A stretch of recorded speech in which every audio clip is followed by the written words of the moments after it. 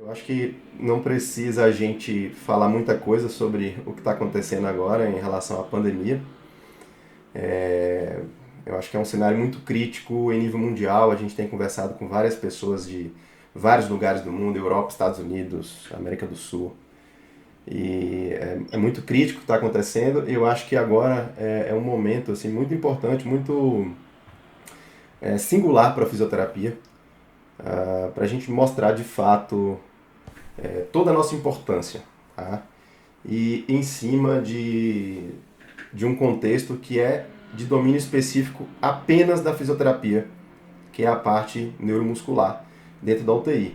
Então todo mundo fica muito preocupado com a ventilação mecânica, com o protagonismo dos respiradores, a mídia dá muita atenção a isso, mas eu vou tentar quebrar alguns paradigmas aqui e tentar mostrar para vocês como é importante, como pode ser muito importante a nossa atuação na unidade de terapia intensiva e alguns direcionamentos com relação ao uso da ventilação, da eletroestimulação. Bom, para quem não me conhece, o hospital de base é um hospital gigantesco, né? São mais de 5 mil funcionários, tem acho que uns quase 300 fisioterapeutas e a gente fica restrito na unidade de terapia intensiva, então muitas pessoas não se conhecem, né? Eu sou fisioterapeuta, especialista em terapia intensiva, fiz residência em terapia intensiva, sou especialista pela prova de título do Conselho Federal, a SOBRAFI. Fiz residência em terapia intensiva especificamente. Meu mestrado é em Educação Física pela Universidade de Brasília e meu doutorado também pela Universidade de Brasília em Ciências e Tecnologias de Saúde, ah, onde eu iniciei todo um processo, toda uma linha de pesquisa em cima de desenvolvimento de equipamentos médicos. E aí eu vou trazer algumas coisas aqui para vocês também nesse sentido. Hoje eu trabalho para uma empresa chamada Visure SA, que é uma empresa de inovação tecnológica e que tem um braço específico para desenvolvimento de equipamentos na área médica, tá? Então eu vou mostrar um pouquinho do que a gente tem feito aí nos últimos tempos.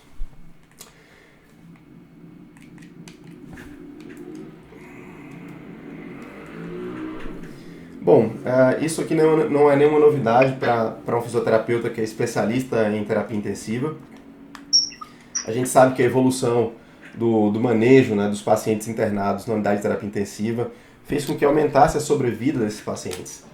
E com isso, uma maior evidência das sequelas relacionadas a esse processo de internação. E essa sequela mais evidente, né, é a fraqueza adquirida na UTI.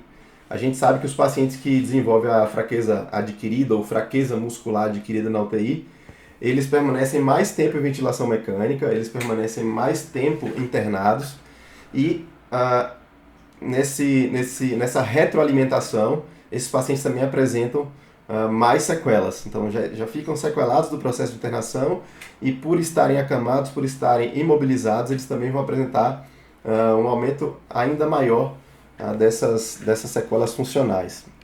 É um processo que a gente precisa quebrar esse ciclo vicioso. Eu acho que vale a pena aqui ressaltar que existe uma diferença entre fraqueza adquirida na UTI e polineuromiopatia da doença crítica, ou polineuropatia, ou miopatia da doença crítica. A gente sabe que nem todo, né, aqui pelo gráfico, a gente sabe que nem todo paciente com fraqueza adquirida na UTI, ele tem polineuromiopatia. Mas todo paciente com polineuromiopatia, ele tem fraqueza adquirida na UTI. E é a maioria. Então, assim, é muito raro você ter um paciente com... Não raro, mas uma incidência menor, você ter um paciente apenas com fraqueza adquirida na UTI. Normalmente ele vem com um pacote completo. E como é muito mais complexo, quando o paciente vem com esse plus, que é a polineuropatia, eu vou focar especificamente nesse público aqui. Bom, a incidência da polineuropatia é bastante variável, isso depende muito da população estudada, depende das ferramentas utilizadas para detectar, para diagnosticar a polineuropatia e também depende do time point, quando você avalia. Então a gente sabe que uma população séptica, com choque séptico, essa incidência pode chegar a 100% se você usar uma ferramenta mais precisa, mais acurada. Então, se eu faço uma avaliação por meio de MRC, por exemplo, score de força, que é uma ferramenta utilizada para para diagnóstico de polineuromielpatia, de fraqueza adquirida na UTI, ela tem uma acurácia, ela tem uma sensibilidade, que é muito menor se eu usar, por exemplo, a eletroneuromiografia, que hoje é considerado padrão ouro, depois da biópsia.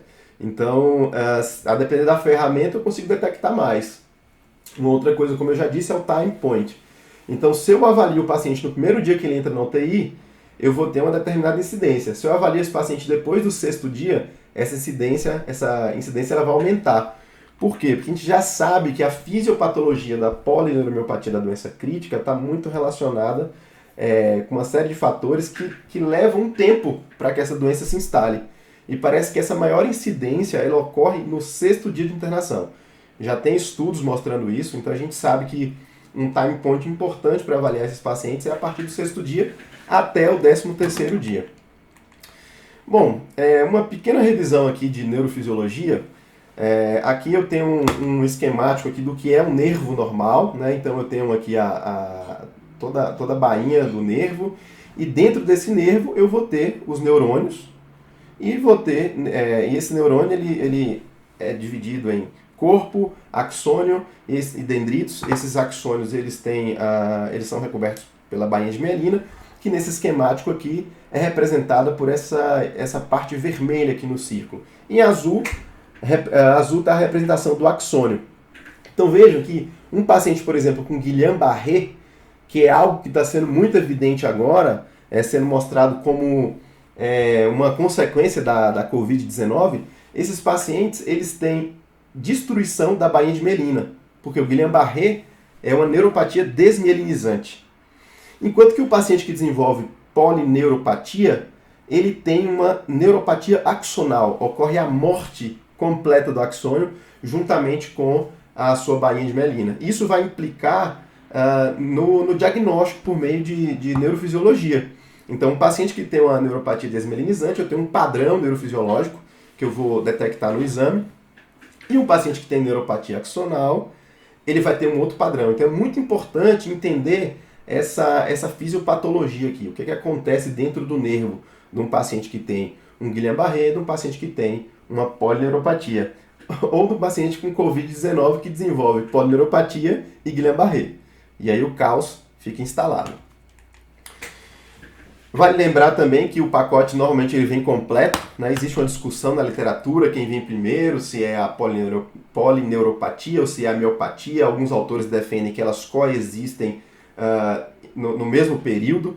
Eu não vou entrar nesse mérito agora, então eu vou chamar de polineuromiopatia. E normalmente esse pacote ele vem completo e ocorre uma destruição da fibra muscular. A fisiopatologia ela ainda não é completamente decifrada, mas acredita-se que por uma redução do fluxo sanguíneo, tanto para o nervo quanto para o músculo, e também por conta da liberação de mediadores inflamatórios, tanto esse músculo quanto esse nervo começa a ser destruído por essa inflamação e por essa hipóxia. E aí nós vamos encontrar, por exemplo, na fibra muscular, uma alteração da estabilidade do sarcolema, alteração da contratilidade, disfunção mitocondrial, atrofia muscular. Consequentemente, esses pacientes terão perda de força muscular. Até aí, alguma pergunta?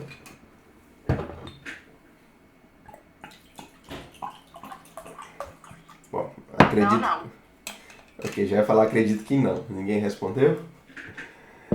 Bom, eu vou mostrar alguns fatores de risco e a fisiopatologia, eu já comecei a falar aqui, da polineuromiopatia da doença crítica. Tá? Então são diversos fatores, desde a doença que levou esse paciente a ser internado na unidade de terapia intensiva, o próprio status catabólico. Esses pacientes eles não podem ser nutridos de maneira adequada, porque a gente sabe que eles morrem mais. Então, o pessoal da nutrologia, da nutrição, tem que dar um aporte calórico menor, e esse status catabólico leva à alteração dos mediadores inflamatórios, leva a maior atrofia, então é um fator de risco. A gente sabe que pacientes com falência de múltiplos órgãos, eles têm maior risco de desenvolver a polineuropatia. Pacientes com doenças inflamatórias, sepsis, CIRS, todo tipo de cirurgia, levam ao aumento dessa resposta inflamatória, isso pode levar ao aumento da incidência de polineuropatia. a longa duração da ventilação mecânica. Hoje a gente já sabe que a ventilação mecânica é uma conduta extremamente inflamatória. Tem estudos mostrando que 6 horas de ventilação mecânica, mesmo com estratégia protetora, 6 ml kg peso, já tem liberação de mediador inflamatório. A gente tem fatores como hiperglicemia, pacientes com maior taxa de glicose têm maior incidência de polineuropatia. A gente tem também o uso de corticoides, esses pacientes que usam corticoides em altas doses têm maior incidência também, e o uso de bloqueadores neuromusculares. Dentre todos esses fatores, o único fator que o fisioterapeuta pode atuar diretamente, que é de domínio específico, é a imobilidade. É exercitar esse paciente, é fazer esse paciente sair do leito, realizar exercícios ativos, que é a única terapêutica que se tem algum grau de evidência para tratar a polineuropatía. Então, de todos esses fatores, obviamente, como bacharéis, como profissionais da equipe multidisciplinar, podemos alertar a equipe médica, de enfermagem, de nutrição, com relação à glicemia, com relação ao status catabólico, com relação ao tempo de ventilação mecânica, sugerir que esse paciente saia da ventilação mecânica. Porém, o único fator de domínio específico da fisioterapia dentro da legislação brasileira é a imobilidade. Só a imobilidade que a gente pode tratar sem, entre aspas, pedir permissão. Então, a gente precisa ficar muito, muito atento a essa possibilidade. E aí eu pergunto para vocês, qual doença que provoca inflamação sistêmica? Qual doença que provoca choque séptico? Qual doença que leva a uma síndrome de disfunção de múltiplos órgãos, a tempo prolongado de ventilação mecânica, que é necessário usar bloqueador neuromuscular, que é necessário utilizar corticoides e que o paciente fique imóvel na cama? Eu acho que isso já está bastante evidente para todos que essa doença é a Covid-19. Bom, no começo, né, é engraçado, essa situação é bastante estranha para nós pesquisadores, assim, que até pouco tempo atrás, um estudo, sei lá, de 2014, 15, era um estudo recente. Hoje, eu estava escrevendo um artigo aqui, um trabalho que estamos publicando sobre o pós-alta do paciente com Covid, onde realizamos teste cardiopulmonar e comparamos o paciente com a Covid leve e paciente com Covid grave, que não precisou de ventilação mecânica. E aí nós realizamos o teste cardiopulmonar em 3 grupos. Um grupo era o grupo saudável, os outros 2 eram os pacientes que tiveram Covid até 30 dias, sendo um grupo leve e o outro grave. E interessante que eu estava fazendo a revisão e aí eu coloquei uma nota para um colega, né, para o autor principal, dizendo assim, olha, isso aqui já está muito manjado, essa informação aqui é de março de 2020, solicitando que ele retirasse aquele trecho. Então, por que eu estou falando isso? Porque ainda, né, na mídia, ainda para os leigos e ainda infelizmente, para muitos profissionais, o principal impacto da Covid-19 é o impacto apenas pulmonar. É o que todo mundo pensa, é o que a mídia mostra, precisa de respirador, o pulmão, mas, infelizmente, uma dezena de estudos tem mostrado que a Covid-19 ela não é apenas uma gripezinha e que ela afeta muitos órgãos e sistema. Está havendo um número crescente de pacientes que estão sendo internados na unidade de terapia intensiva por conta de sequelas neurológicas, ao invés de sequelas pulmonares. Então, os pacientes desenvolvem AVC isquêmico, porque o que se sabe hoje da fisiopatologia da Covid-19, o que o SARS-CoV-2 causa no organismo, é uma inflamação muito severa e também um processo de coagulação. Inclusive está saindo muitos trabalhos com o uso de aspirina para evitar essa coagulação, mas como outros também não existe evidência científica ainda, porque tudo está acontecendo tudo muito rápido. Como diz o grande professor Emerson Fachin, a gente está trocando o pneu do carro em movimento, então é bastante complexo. Mas esse estudo do Foltri, publicado agora, acho que início de junho, mostrando toda a fisiopatologia da Covid-19 no sistema nervoso central, periférico e muscular. Os autores demonstraram que diferente de uma polineuromeopatia causada por uma doença crítica qualquer, esperado, paciente que passe ali, sei lá, 10 dias em ventilação mecânica, em uso de bloqueador neuromuscular, esperado ter uma atrofia, esperado ter algum grau de inflamação muscular. Isso na COVID está se mostrando muito, mas muito mais agressivo.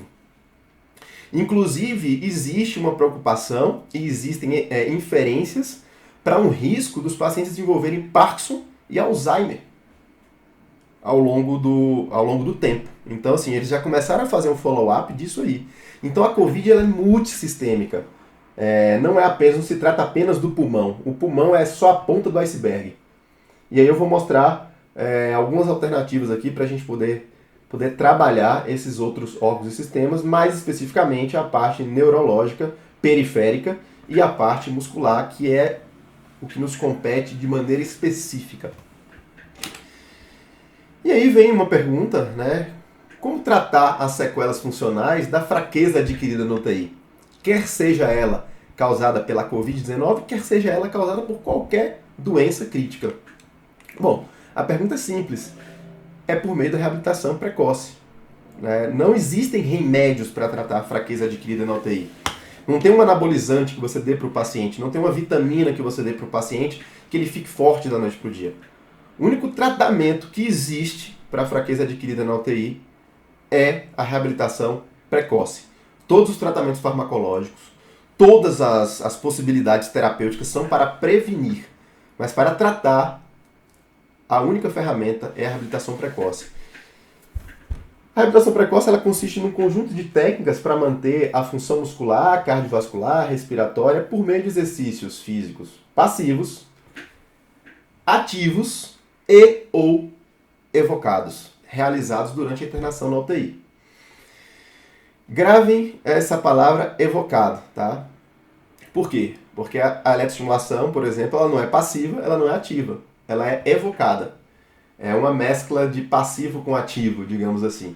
Metabolicamente ela vai funcionar como exercício ativo, mas ela é passiva porque não depende do nosso paciente.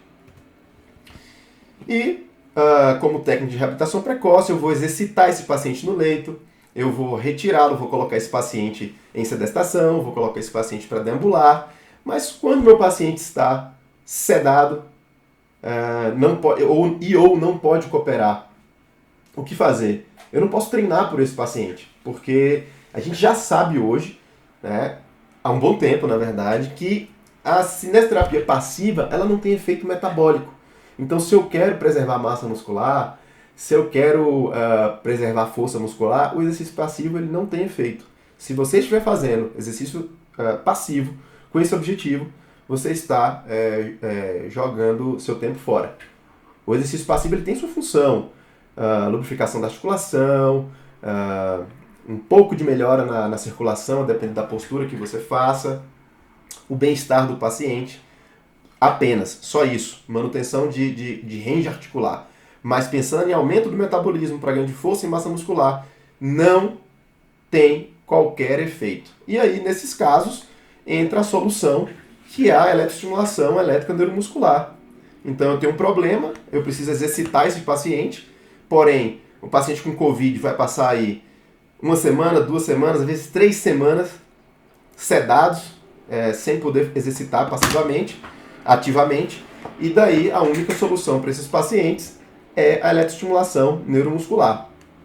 Existe hoje fortes evidências a favor da eletroestimulação neuromuscular na UTI, diversos estudos, diversas revisões sistemáticas, inclusive com meta-análises, mostrando que para ganho e manutenção de força muscular existe o nível A de evidência.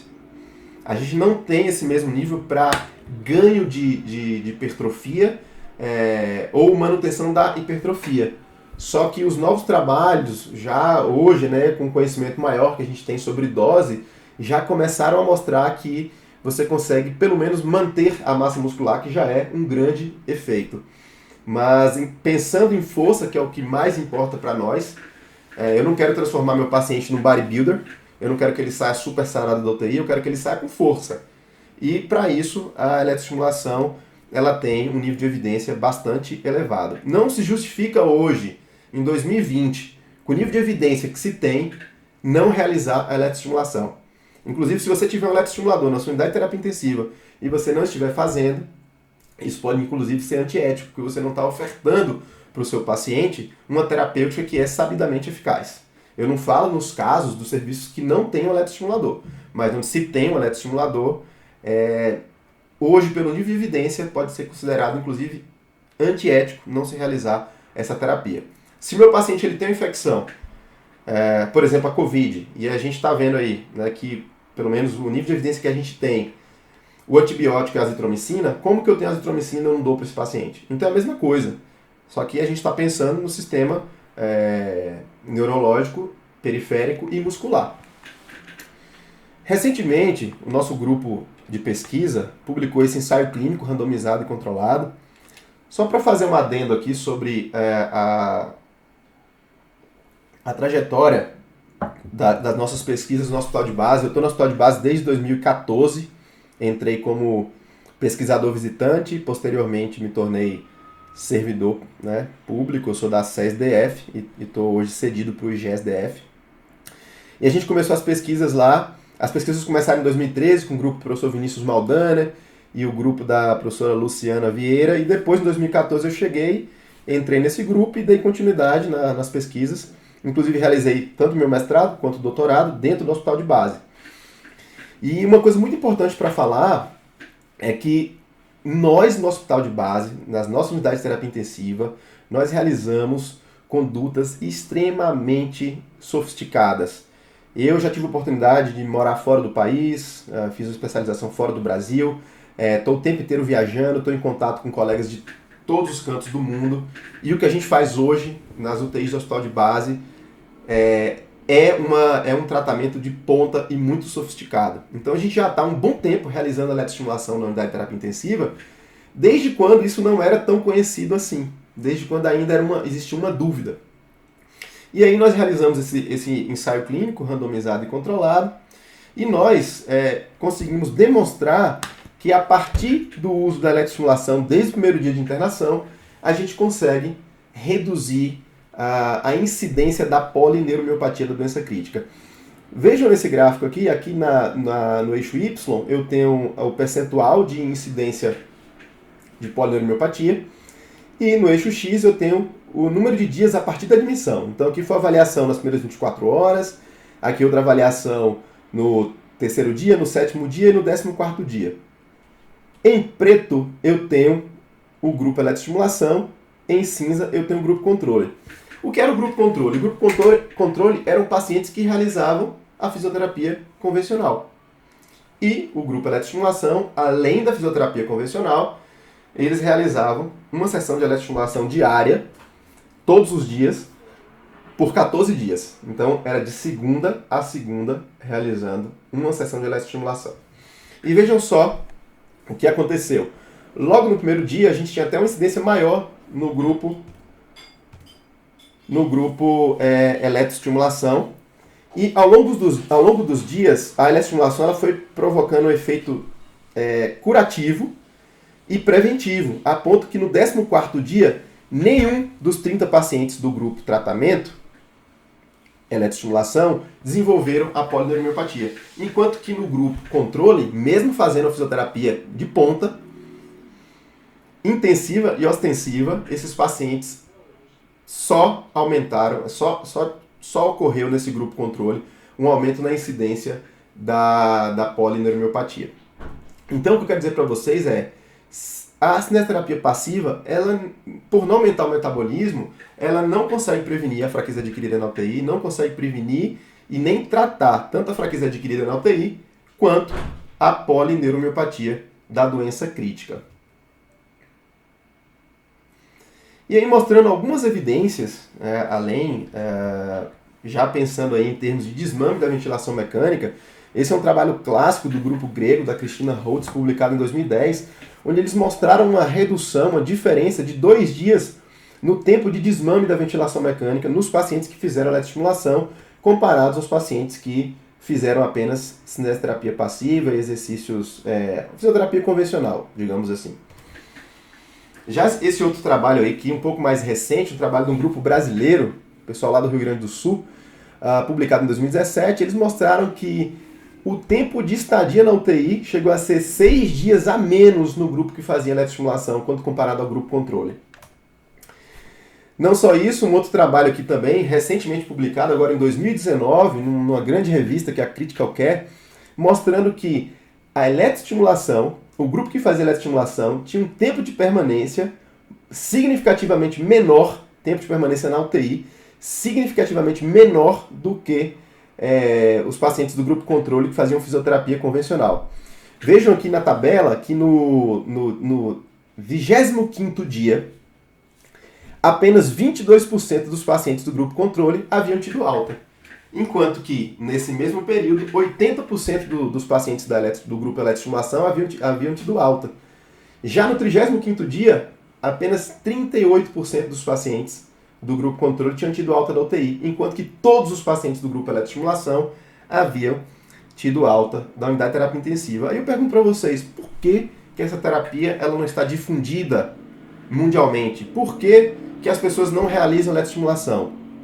Bom, tem duas coisas. Uma é falta de informação, e é por isso que a gente vem trabalhando com lives, com aulas. Esse final de semana agora estarei virtualmente no Ceará, ministrando um módulo de reabilitação precoce para após da Unileão. Quem estiver assistindo aí da Unileão, mando minhas saudações e até sábado. E a gente tem tentado trazer essa informação, porque de fato é algo muito novo, né?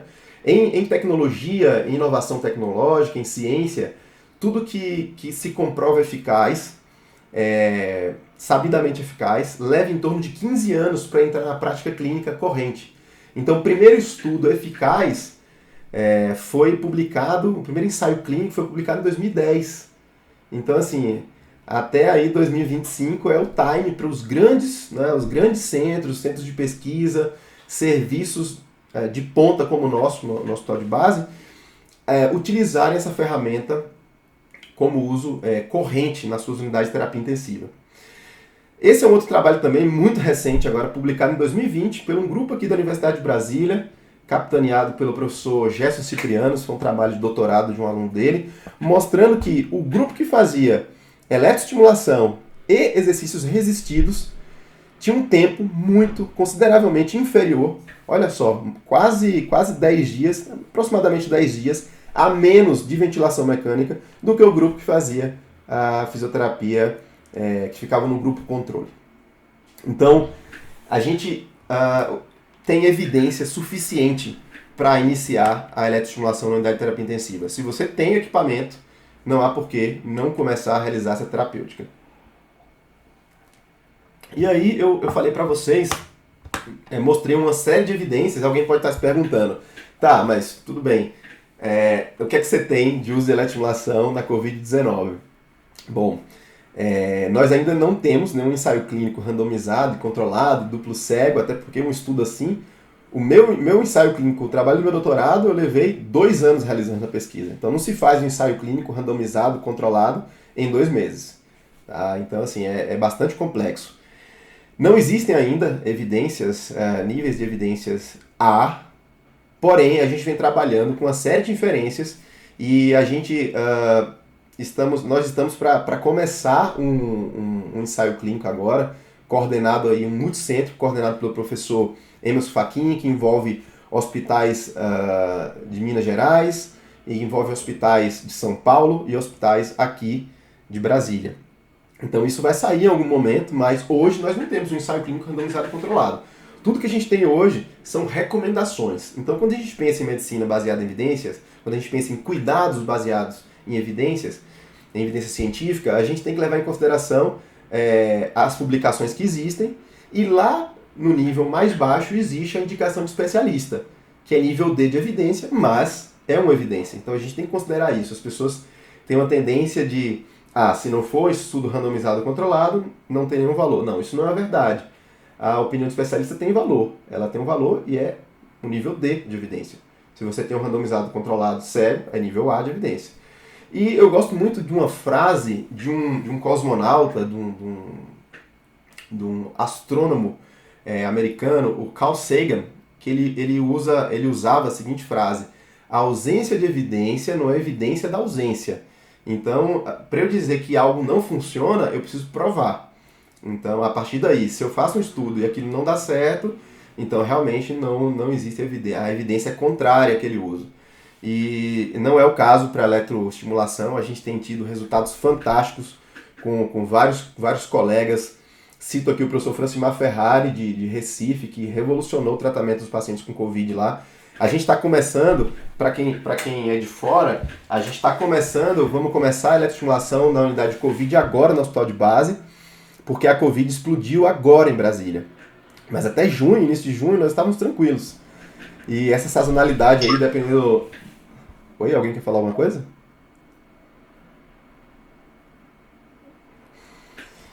Bom, essa sazonalidade, né, então diferentes áreas no país, a Covid está explodindo em times diferentes, e o professor Francimar Ferrari teve uma excelente experiência lá em Recife, agora eles já estão no declínio, e assim, uma série de casos, né, ele está para publicar isso aí, do uso da eletroestimulação, e a gente está tendo uma experiência fantástica com o hospital em Minas Gerais, que é o hospital coordenado pela equipe da SAF, que é o Hospital Vera Cruz. Eles estão fazendo um trabalho irretocável e os resultados são fantásticos. Em alguma oportunidade posso dividir com vocês depois. E assim, pelo menos dentro dessa série de casos, pelo menos o que a gente está vendo no uso em estudos observacionais, a eletroestimulação na Covid-19 está tendo um efeito muito, muito benéfico. E só para trazer um pouco dessas inferências, dessas opiniões especialistas, a gente acabou de publicar agora, né, vai ser lançado esse livro, um livro coordenado pela professora Aldira Duarte e o professor Carlos, da Universidade de Brasília. Nós fomos convidados e publicamos um capítulo nesse livro, que é um livro sobre a Covid-19 no Brasil, falando sobre ciência, inovação tecnológica e políticas públicas. Inclusive, semana passada nós fizemos uma live, né? Está acontecendo várias lives de lançamento desse livro, e a professora Aldira está convidando no canal Planetário, nome do canal, vários autores, os autores que escreveram cada capítulo, para poder discutir sobre o seu capítulo. E é bem legal, porque tem uma abordagem científica e uma abordagem política, social. Então acho que vale a pena depois vocês conferirem essa live. A gente explica sobre um dispositivo inovador para eletroestimulação que a gente tem desenvolvido aí ao longo dos últimos 13 anos de pesquisa, especificamente para uso na Covid-19, e eu adianto para vocês que a gente tem 3 equipamentos desse no nosso hospital de base. Na verdade, a gente está, no momento, só com um, mas tem 2 equipamentos chegando, que um foi para manutenção. Então vamos ter 3 equipamentos desse dispositivo inovador para realizar a eletroestimulação nos nossos pacientes na UTI Covid. E aqui eu trago mais alguns trabalhos, algumas recomendações, né? Acabou de sair todas as publicações de 2020, inclusive o nosso capítulo, obviamente, mas publicação do grupo do Einstein, se eu não me engano, professor Wellington Yamaguchi, Einstein é sírio, eu acho que é sírio, também o professor Marlos Casten, o próprio professor Flávio Maciel, professor Darlan, que são da Sobrafi, da Nacional, publicaram esse trabalho no Journals Baiana, um jornal da Universidade, da Faculdade Baiana de Medicina, lá de Salvador. E também essa outra publicação aqui, da Lisa Chihai, falando sobre o pós-alta, né, do paciente de Covid, quando eles têm alta da unidade, e todos esses trabalhos vêm recomendando a eletroestimulação, não nos pacientes com Covid, e nesse contexto, alinhado com isso, a Sobrafi lançou um comunicado oficial indicando o uso da eletroestimulação no tratamento de pacientes com a Covid-19, chamando a atenção para alguns tópicos. Dentre eles aqui eu gostaria de frisar, que é reduzir o tempo de ventilação mecânica, internação na UTI, e prevenir o desenvolvimento da fraqueza adquirida na UTI e da polineuropatia periférica. Por que esses tópicos são tão importantes? A mídia, né, tem mostrado muito a questão da falta de respiradores, da falta de leitos na UTI. Se nós, fisioterapeutas, temos uma ferramenta que pode reduzir o tempo de ventilação mecânica, pode reduzir o tempo de internação e, consequentemente, aumentar a rotatividade da unidade de terapia intensiva, podendo fazer com que esses pacientes saiam mais rápido e fazendo com que existam leitos para outros pacientes, por que a fisioterapia não pode assumir esse protagonismo e realizar a eletroestimulação neuromuscular? Então deixo essa pergunta no ar. Só para não ficar muito no abstrato,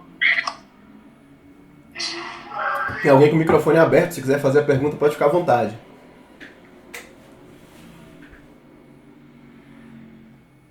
Caso não, vou pedir por favor para mutar. Mas se quiser perguntar, pode ficar à vontade para abrir o microfone e falar. Alguém quer fazer alguma pergunta? Ok. Vou mostrar para vocês, só para não ficar no abstrato, eu sei que tem algumas pessoas aqui que não são da UTI e não tem nenhuma experiência com eletroestimulação em pacientes críticos. Esse aqui foi um paciente da nossa pesquisa, do nosso ensaio clínico, onde a gente realizava a eletroestimulação, como eu falei para vocês, em todo o membro inferior. Então eu vou mostrar aqui como que funciona, né? como que é na prática a eletroestimulação e mostrar para vocês que é muito importante que as contrações elas sejam vigorosas. Se elas não forem vigorosas, elas não produzem tanto efeito para ganho de força e massa muscular. Elas vão proporcionar outros efeitos, como por exemplo, melhora na circulação, diminuição de mediador inflamatório, mas para ganho de força e massa muscular, elas têm que acontecer dessa forma. Vejam só, contração. Agora a outra perna. Esse paciente, ele encontra-se completamente sedado e nada colaborativo. Então, toda essa movimentação que vocês viram, ela foi evocada pela eletroestimulação transcutânea. Aí, automaticamente, simultaneamente, está contraindo na perna direita quadríceps e tibial anterior. Quando a perna esquerda contrai quadríceps tibial anterior, a perna direita está contraindo embaixo. Pode contrair, você pode programar para contrair embaixo, por exemplo, isquiotibial e tríceps sural. Nesse caso, a gente estava usando um equipamento protótipo manipulado no laboratório de engenharia da Universidade de Minas, capitaneado lá pelo professor Henrique Rezende, laboratório de engenharia elétrica. E a gente fez algumas adaptações, mas esse era um equipamento que só tinha 4 canais. Isso aí dificultava um pouco, então fazia com que a terapia demorasse um pouco. E é algo que não pode acontecer, né, na unidade de terapia intensiva. O fisioterapeuta tem muito pouco tempo para atender 10 pacientes. E esse, de fato, era um problema com relação à eletroestimulação. Para fazer isso aí, a gente juntava uns 4 residentes, eu tinha 2 mestrandos, a gente fazia um revezamento, precisava de ajuda, então assim, era um pouco complexo. Esse aí era um grande problema da eletroestimulação. Eu vou colocar mais uma vez aqui, para vocês só darem uma olhada na qualidade da contração. E esse é o tipo de contração chamado tipo 5. Contração do tipo 5.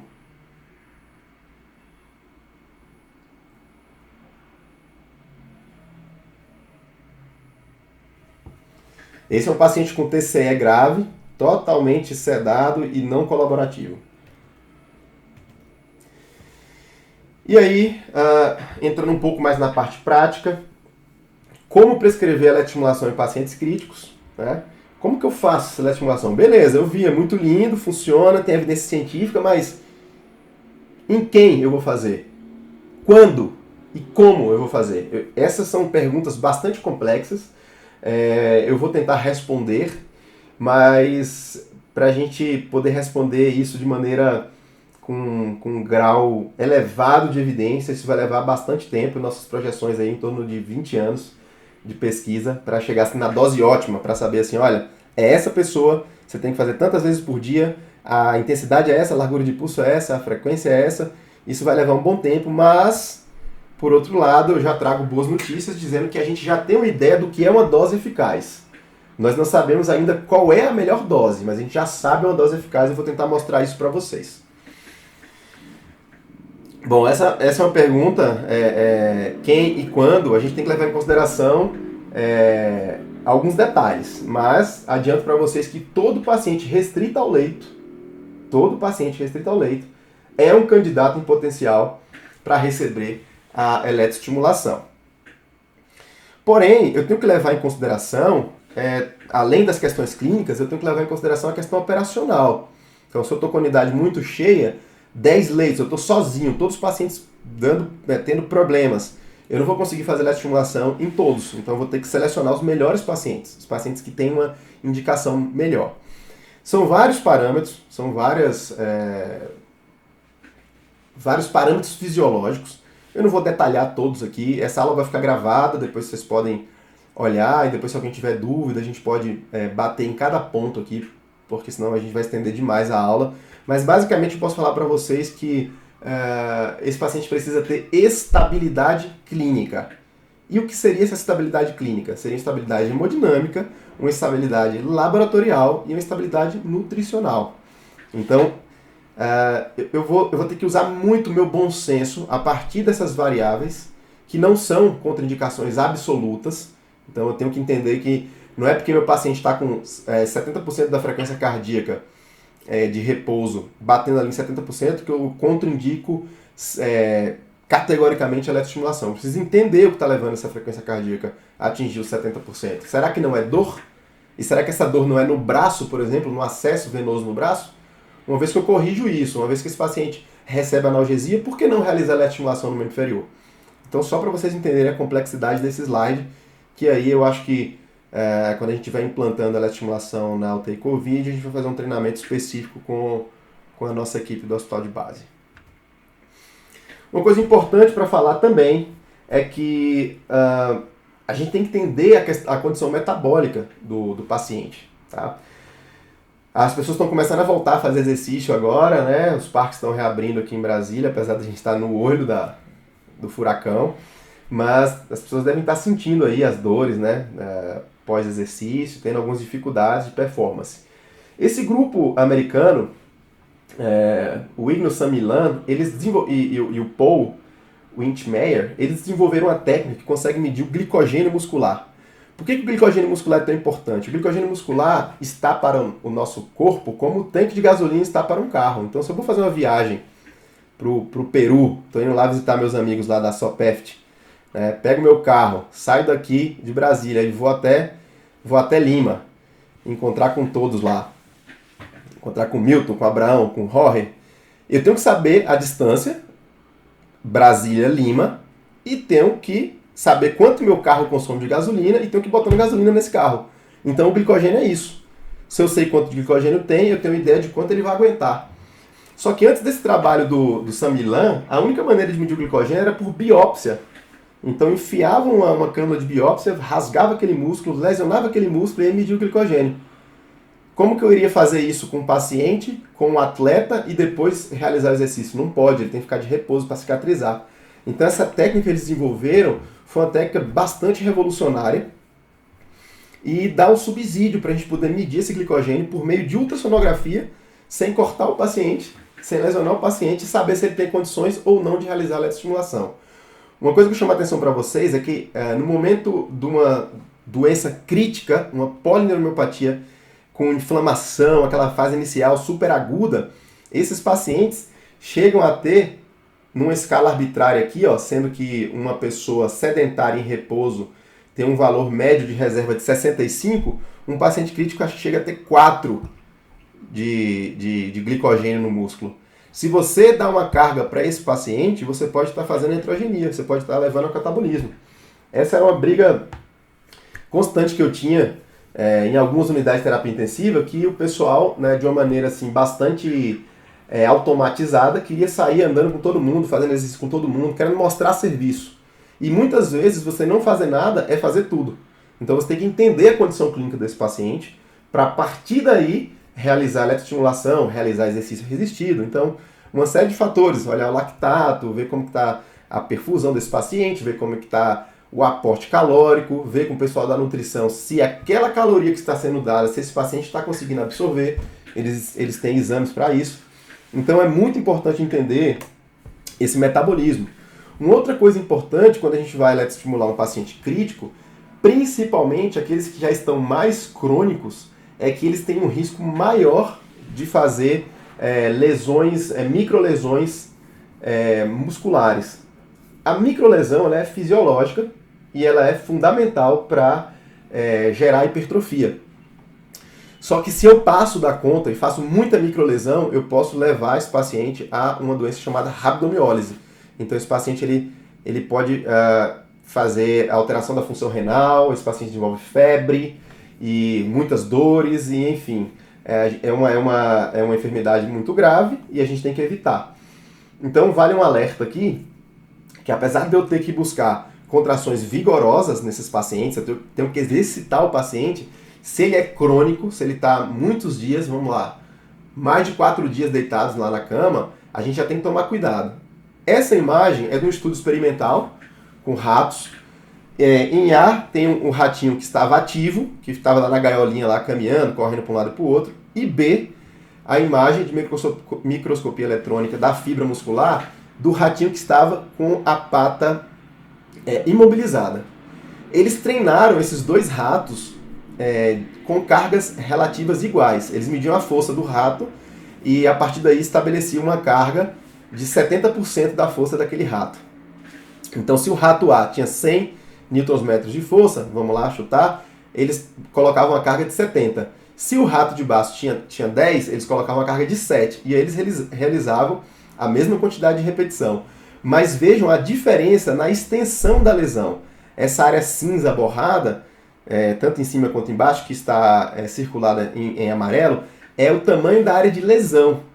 Então, mesmo treinando relativamente com a mesma carga, esse animal, ou o ser humano também não é diferente, ele vai fazer mais microlesão, e aí a gente tem que tomar um certo cuidado, principalmente nos primeiros dias da eletroestimulação. Outra pergunta importante também é quando? Quando que eu devo começar? Eu devo começar de maneira aguda ou devo começar depois de vários dias que o paciente está internado na UTI? A melhor resposta para isso é eu posso dizer para vocês que é entender a clínica do paciente. Esse estudo do Grufer e colaboradores, eles avaliaram tanto na fase aguda, nos primeiros 3 dias de internação, e o resultado foi esse aqui. No eixo Y, eu tenho a perda de massa muscular em percentual. No eixo X, eu tenho os dias, né, a quantidade de semanas. Então, eu tenho aqui 1 semana, 2 semanas, 3 semanas, 4 semanas e assim vai. Vejam que tanto o grupo controle, que está em vermelho, quanto o grupo eletroestimulação, esses grupos tiveram perdas significativas na massa muscular. Daí, eles pegaram um outro grupo e começaram a eletroestimular a partir do 18º dia de internação na UTI. E vejam que a eletroestimulação foi capaz, após 4 semanas de estímulo, foi capaz de aumentar a massa muscular de maneira significativamente nos pacientes que recebiam esse tratamento. Então, nessa época, esse trabalho é um trabalho muito importante, publicado em 2010. Nessa época não se sabia uma série de coisas que a gente sabe hoje. Então, é um trabalho que tem sua importância e mostrou esse cenário para levantar essa situação de que eu preciso entender a clínica desse paciente. Os pacientes do Grufer e colaboradores eram pacientes idosos, eram pacientes com doenças inflamatórias, com sepse. Então, realmente, tratar esses pacientes numa fase muito aguda, de maneira agressiva, pode ser deletério. E esses aqui são os dados da nossa pesquisa. Nós começamos a partir do primeiro dia, só que nossos pacientes eram pacientes com traumatismo crânioencefálico, pacientes que não tinham inflamação, não tinham sepse, não tinham choque séptico, eram pacientes com níveis inflamatórios mais baixos, por exemplo, do que um paciente que tem pneumonia e desenvolve choque séptico. E aí nós conseguimos mostrar, né, no eixo Y a espessura do músculo medido por ultrassom, no eixo X a quantidade de dias de internação, no caso 14 dias, e a gente conseguiu mostrar que a eletroestimulação foi capaz de barrar a perda de massa muscular. Então, uma coisa muito importante colocada pela Kate Stiller, já viu o professor Rick Gosselin falando também, a gente precisa urgentemente na fisioterapia descobrir qual é a dose ótima, qual é a intensidade, qual é a duração e qual é a frequência dos nossos tratamentos. E isso também vale para a eletroestimulação. E aí vem a pergunta como, né? Como que eu realizo a prescrição da eletroestimulação? Primeiro, eu tenho que definir o número de áreas a ser tratadas. Depois, eu tenho que definir o volume do tratamento. O que é o volume do tratamento? Quantos estímulos eu vou fazer? E aí também envolve frequência. 2 vezes ao dia, 3 vezes ao dia, um dia sim, um dia não, todos os dias da semana. Enfim, isso é o volume do tratamento. A outra coisa é a intensidade do tratamento. Assim como a gente vai na academia, o professor de educação física vai lá, faz um teste e define a carga para você, a gente também tem que fazer isso nos nossos pacientes. E com relação à eletroestimulação, isso é definido a partir da intensidade, né? Da quantidade de estímulo elétrico que eu injeto no músculo do meu paciente. Eu vou falar um pouquinho sobre cada tópico. Bom, sobre o número de áreas tratadas, é muito importante que a gente trate o máximo de áreas possível. Por quê? Porque o paciente deitado na cama, ele perde massa muscular em todos os músculos. Então ele não perde só no músculo do quadríceps, ele não perde só no músculo tibial anterior. Alguém quer fazer alguma pergunta aí? Bom, então essa perda ela é generalizada. Esse é um estudo do Hirose, onde ele fez tomografia computadorizada e acompanhou os pacientes ao longo dos dias, e ele mostrou perda em todos os músculos. E engraçado que o músculo que mais perde é o tibial anterior, não é o quadríceps. Tá? Existe uma explicação para isso, que em algum outro momento aí eu posso destrinchar. Pelo decorrer do tempo aí eu não vou avançar nisso. Então, o número de áreas tratadas, quanto mais área tratar, na nossa mente, né, isso em 2013, 2014, era quanto mais áreas tratar, melhor. Mas será que isso é seguro? Já que, né, tem esses estudos aí com ratos e com pessoas também, o estudo que eu mostrei para vocês lá atrás, será que eu não vou fazer muita lesão? Será que eu não vou gerar uma rabdomiólise? E aí nós realizamos esse estudo, um estudo que foi publicado no Journal of Critical Care apenas em 2017, mas foi realizado em 2013 a 2014, e nós estimulamos 5 grupos musculares da maneira mais agressiva possível. Mais agressiva no sentido de a dose que a gente acreditava que era a melhor dose, com base em uma série de estudos, só que muito mais agressiva do que o que vinha sendo usado naquela época para estimular pacientes na UTI. Porque os estudos faziam só uma leve contração. E a gente sabia já naquela época que precisava fazer uma contração agressiva e poderosa. E daí a gente testou a segurança desse tipo de estímulo, desde que o paciente tivesse condição fisiológica para isso. E nós mostramos que era seguro, né? Tanto do ponto de vista metabólico, o lactato não se alterava após 5 minutos, ele já estava normalizado, saturação venosa não caía e também não alterava o CPK. Nenhum paciente teve rabdomiólise. Falando em volume do tratamento, quantas contrações por dia seriam adequadas? Esse trabalho, ele deu um nó na minha cabeça. Eu li esse trabalho quando eu estava morando na Bélgica, em 2008, e esse trabalho mostrava que eram necessárias 300 contrações divididas em 24 horas para conseguir manter a massa muscular de cobaias, de ratos, com o nervo seccionado. Então o que eles fizeram? Eles implantaram o eletroestimulador nas costas, no dorso do rato, e aí eles dividiram em vários grupos. Um grupo não fazia eletroestimulação, o outro grupo ficava correndo na gaiola, o outro grupo tinha a perna seccionada, mas não fazia, né, ficava lá na gaiola com o nervo, na verdade a perna não, o nervo femoral da pata traseira seccionado, e os outros grupos tinham esse nervo seccionado e fazia eletroestimulação. E aí um grupo recebia 25 contrações, o outro 50, o outro 100, até 5.000 contrações. Eles mataram quase os ratos do mundo aí para fazer esse estudo. E aí o que aconteceu? Eles viram que os ratinhos que recebiam 300 contrações, detalhe, divididas em 24 horas, tinham a melhor resposta, manutenção de massa e manutenção de força muscular. E esse trabalho ele foi um grande, digamos assim, ele criou um nó na minha cabeça e ele foi um trabalho muito importante para o desenvolvimento de uma patente nossa, de um equipamento de eletroestimulação. Porque nessa época eu pensei, tá, mas como que eu vou fazer isso nos meus pacientes, já que os equipamentos não conseguem permitir isso? E a partir desse background do Doe e colaboradores, ele fomentou a nossa patente, o desenvolvimento das nossas pesquisas, para que hoje a gente pudesse, né, chegar a um ponto de fazer esse tipo de terapia. E aí a gente fez um levantamento, né, publicamos esse trabalho aqui em 2017, a gente fez um levantamento de todos os trabalhos que tinham publicados até aquele momento, todos os ensaios clínicos randomizados e controlados, para ver quantas contrações os autores fizeram nos seus pacientes.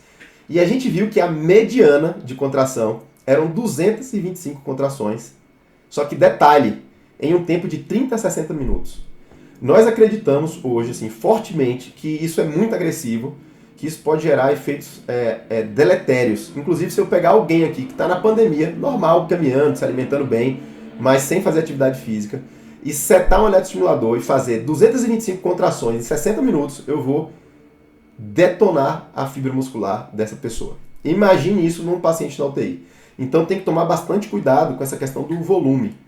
A gente vem preconizando começar com 50 contrações, o professor Francimar tem usado 30 contrações nas pesquisas dele.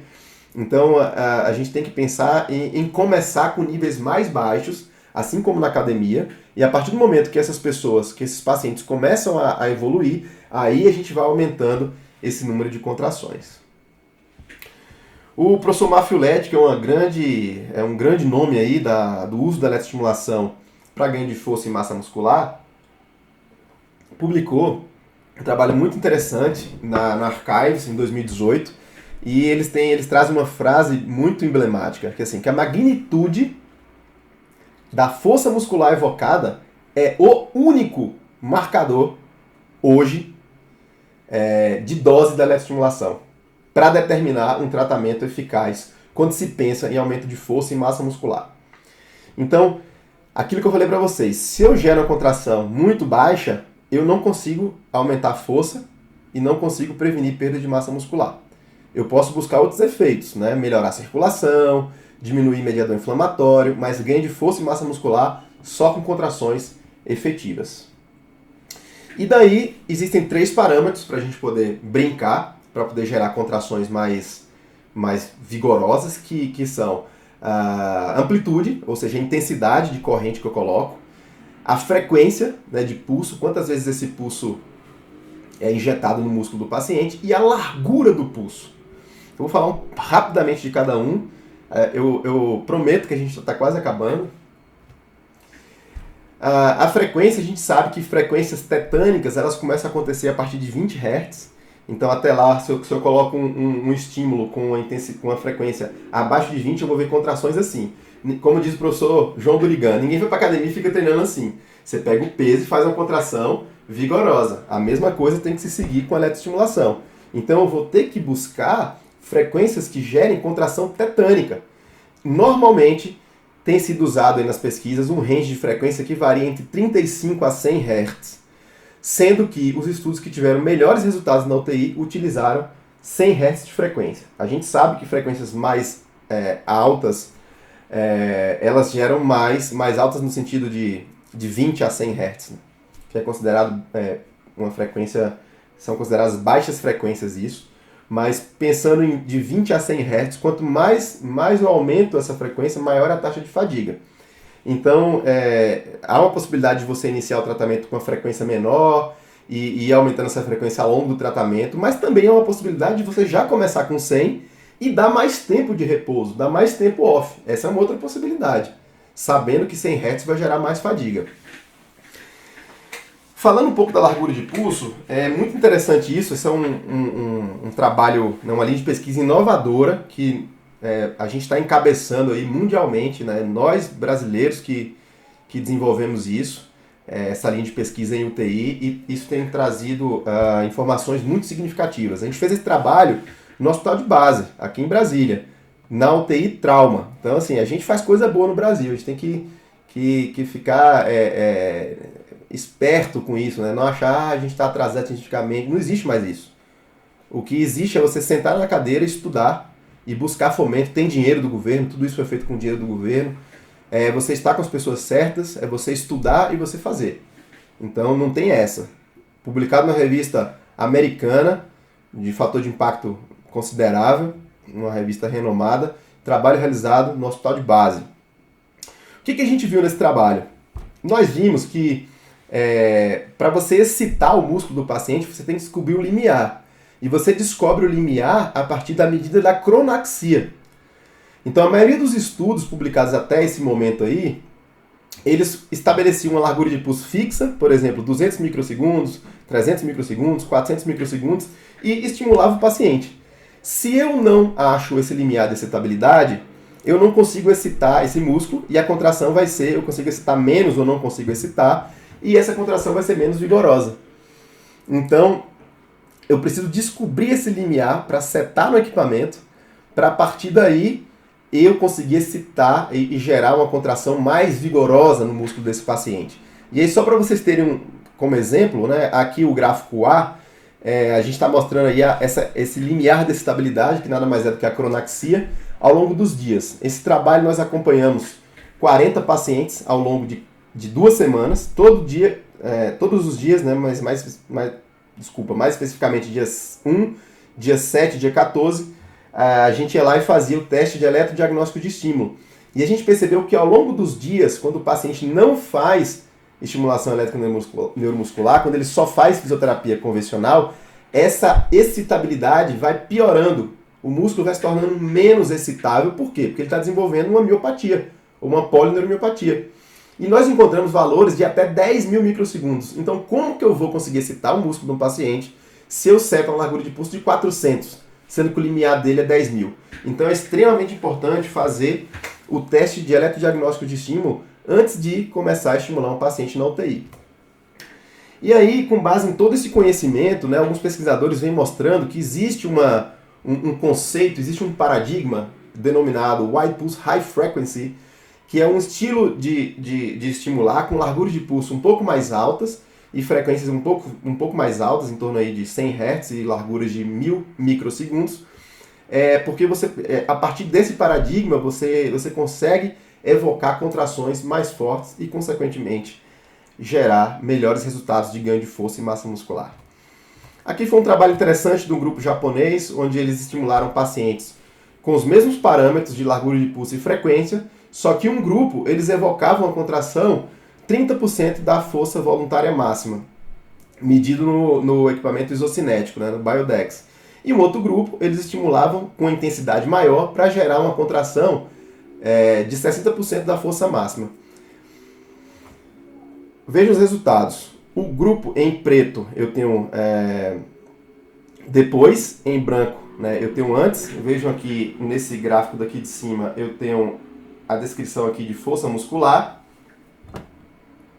E aqui eu tenho um grupo que treinou com alta intensidade e o grupo que treinou com baixa intensidade. Percebam que os dois grupos tiveram melhora significativa da força. Porém, o ganho de força no grupo que foi estimulado com maior intensidade, ele foi muito maior e foi maior do que o grupo que foi estimulado com a menor intensidade. Tanto no intragrupo quanto no intergrupo. Então, esse trabalho mostrou que estimular com intensidades mais altas tanto promove um maior ganho de força muscular, como também um maior ganho de hipertrofia. Aqui embaixo eles fizeram biópsia nos pacientes e aqui eu tenho uma área de secção transversa da fibra. Tanto fibra do tipo 1 quanto fibra do tipo 2. O grupo que estimulou com a intensidade mais alta teve uma resposta melhor. E aí você me faz uma pergunta, tá, beleza, maravilhoso, mas qual a validade externa disso? Como que eu vou fazer isso na unidade de terapia intensiva se eu não posso colocar meu paciente no Biodex? Bom, nós fizemos essa pergunta e o meu trabalho de doutorado, a gente desenvolveu um sistema para fazer essa medida da força muscular de maneira evocada. Desenvolvemos essa prancha, onde a gente colocava o membro do paciente em cima. Esse é um programa chamado SolidWorks, os engenheiros gostam muito de usá-lo para poder desenhar o que você quer fazer e depois eles vão lá com base nisso e imprimem peças, fazem os cortes nas peças que tem que ser feita e a partir daí a gente conseguiu desenvolver um dispositivo que foi esse protótipo aqui que a gente usou também no hospital de base. E daí a gente conseguia de maneira evocada medir a força do paciente, mesmo ele sedado. Então se eu injeto a corrente no paciente, a mesma corrente no dia que o paciente chega e ao longo dos dias eu vou injetando a mesma corrente, eu consigo ter um parâmetro e mensurar a resposta desse músculo ao longo dos dias. Se vocês pararem para prestar atenção, aqui tem uma célula de carga, a perna desse paciente está presa aqui, aqui tem 2 eletrodos, eu vou injetar uma corrente aqui no reto femoral dele, essa perna vai contrair e vai tender a levantar. Só que, como está presa, a célula de carga vai medir quanto de força está sendo gerada para levar essa perna para cima. Se eu injeto a mesma carga todos os dias, eu consigo saber se ele está perdendo ou se ele está ganhando. Vou mostrar um vídeo para vocês, ainda com o protótipo 2, vejam que está em madeira. pesava 20 quilos, as meninas reclamavam bastante, e aí depois a gente mudou o material. Vejam, aqui está a estimulação, já já vai ocorrer, ó a perna dele, até correu um pouquinho aí, no começo não tinha aqui algo para poder evitar que a perna corresse. Depois com o protótipo que a gente usou na minha pesquisa de doutorado, a gente travou e o pé não corria mais. Esse valor aqui é o valor de quilograma-força. Eu vou soltar de novo o vídeo. O estímulo vai ser feito aqui, a célula de carga está aqui. Quando eu injeto a carga, o músculo contrai e aí a célula de carga marca a força. E daí eu consigo, mesmo no meu paciente sedado, eu consigo medir a força ao longo dos dias. Aí você me faz de novo a nova pergunta. Beleza, maravilha, onde é que eu compro isso? Isso ainda não está à venda, isso ainda não é um produto, isso ainda é um protótipo. Aí você me pergunta, tá, e agora, o que é que eu faço? Bom, existe uma escala chamada a Escala de Qualidade de Contração, publicada aí pelo grupo do professor Gosselink, do time que eu tive a oportunidade de estudar lá em Leuven, na Bélgica. E aí eles trazem graduações a partir do que você vê da contração muscular. Lembrando que é muito importante que se evoque contrações do tipo 5 para gerar ganho de força e massa muscular. São 5 graduações e elas são bem descritivas aí, como vocês podem conferir. Bom, tem um outro ponto importante. Os pacientes, a eletroestimulação ela dói, né? E eu tenho que gerar uma contração vigorosa. E quanto maior intensidade eu faço, mais dor eu gero nesses pacientes. Qual é a saída para isso? Uma das saídas é localizar o ponto motor. É muito importante que eu localize o ponto motor, por quê? Porque quando eu coloco o eletrodo em cima do ponto motor, eu consigo injetar no músculo mais corrente, eu consigo, na verdade, provocar uma contração melhor com menos corrente, porque é uma zona mais excitável. Então, é muito importante que eu sempre busque o ponto motor e existe uma série de técnicas, eu acho que na nossa prática que a gente vai fazer aí no hospital de base, em loco, eu vou mostrar para vocês como que a gente pode localizar esse ponto motor aí nos nossos pacientes com a Covid-19. Outra coisa que sempre perguntam para mim é qual tipo de eletrodo você usa? Bom, para fazer eletroestimulação NMS, Neuromuscular Electric Stimulation, para ganho de força e massa muscular, com corrente bifásica, quadrática ou retangular, eu posso usar qualquer tipo de eletrodo. Tanto eletrodo autoadesivo, quanto eletrodo silicone carbonado, quanto eletrodo metálico. Tanto faz. Porém, o eletrodo silicone carbonado e metálico, ele é um eletrodo que vai tomar mais tempo da equipe, porque tem que passar água, tem que passar gel, tem que prender. Então, a melhor opção é o eletrodo autoadesivo, porque aí você vai economizar tempo. E tempo é uma coisa muito importante. Nesse estudo de segurança e viabilidade que nós publicamos nos Estados Unidos, a gente mostrou que com equipamentos convencionais de eletroestimulação, a gente gastava mais ou menos 120 minutos por paciente para eletroestimular só o membro inferior. Ou seja, nesse período aí, seria inviável realizar a eletroestimulação por um fisioterapeuta que está na UTI com 10 leitos. Tá? Então, a gente mostrou que era seguro, mas reforçamos que era inviável realizar essa terapia. Além disso, alguns autores publicaram o termo de non-responders, que seria o quê? Pacientes que não respondem à eletroestimulação. Eu não concordo muito com esse termo, e a gente tem mostrado isso nos nossos estudos. Não existem non-responders. Existe o fato de você não ter programado de maneira adequada o seu eletroestimulador, ou o paciente está com bloqueio neuromuscular. Aí ele vai responder menos. Então existem os que respondem menos. E isso foi mostrado, por exemplo, no trabalho do Pablo Rodrigues, e ele coloca assim, que embora uma amplitude quase máxima tenha sido usada nos pacientes desde a admissão, em apenas 77% das sessões houve contração visível. Nem foi contração vigorosa, contração visível. Por quê? Porque eles usaram 400 microsegundos de largura de pulso. Se eles tivessem realizado o teste de eletrodiagnóstico de estímulo, mensurado a cronaxia, digamos lá, uma cronaxia de 10.000 microsegundos, e eles tivessem ajustado a largura de pulso para 10.000, eles teriam visto contração. E é isso que a gente vem defendendo nas nossas pesquisas. Bom, aí para finalizar, o que eu posso dizer para vocês é que com os equipamentos convencionais de eletroestimulação, é muito difícil você realizar a eletroestimulação na prática clínica. é praticamente inviável se o cenário não for um cenário de pesquisa, onde você tem residente, onde você tem mestrando, doutorando, pesquisadores, todo mundo junto ali para conseguir realizar a terapia. Então, se torna inviável, inclusive porque não existia no mercado, na verdade no mercado mundial não existe, equipamentos que tenham sido desenvolvidos para a unidade de terapia intensiva. Não existe comercialmente nenhum equipamento. E esses equipamentos não passam na norma de segurança.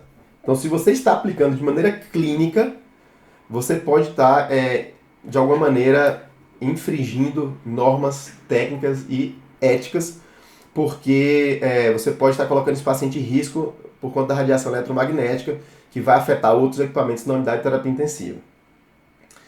Do ponto de vista de pesquisa, não, porque passa por um comitê, existe todo mundo ali em cima, o comitê aprova, vê todos os riscos. Mas do ponto de vista clínico, eu não sugeriria que fosse feita a eletroestimulação com equipamentos que não têm a validação da Anvisa e do Inmetro para uso na unidade de terapia intensiva.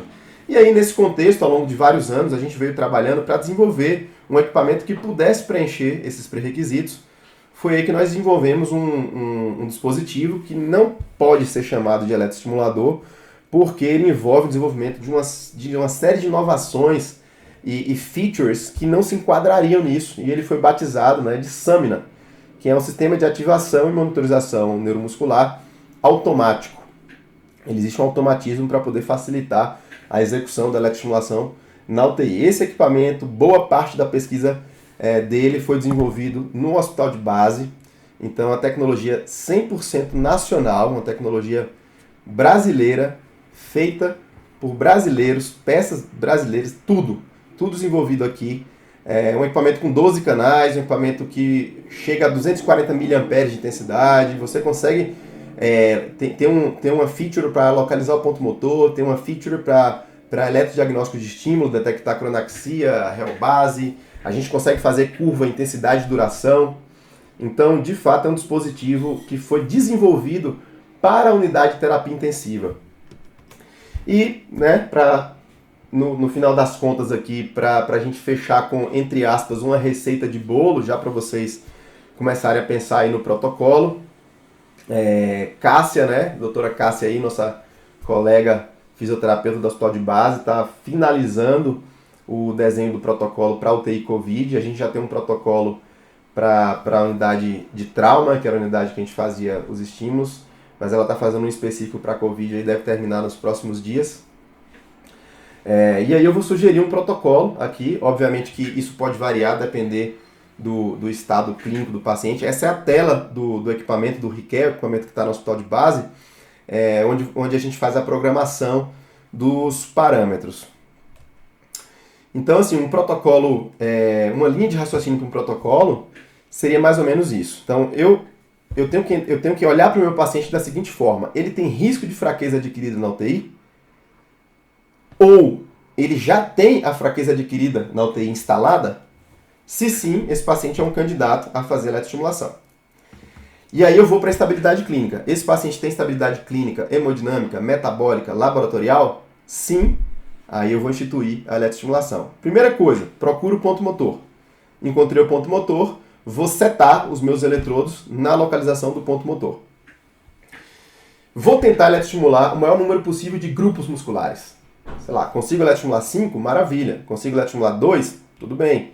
Mas quanto mais músculos, melhor. Qual seria a duração desse pulso?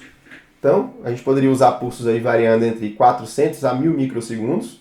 E os pacientes que estão com alteração da excitabilidade, eu preciso setar uma duração de pulso com base na cronaxia.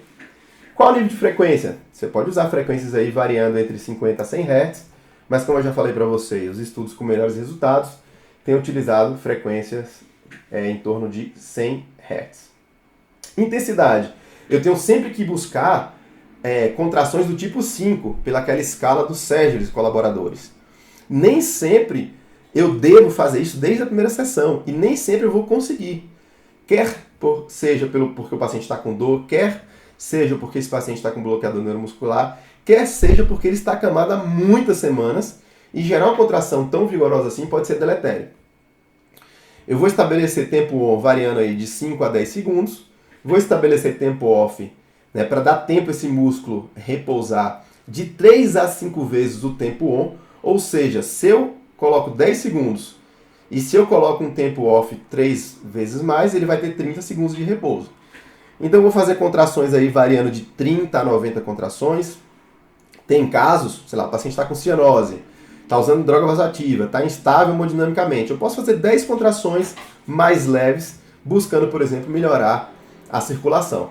Mas pensando em ganho de força e massa muscular, aí pelo menos 30, tentando alcançar aí pelo menos 90 contrações por sessão, uma sessão durando aí em torno de 30 a 60 minutos.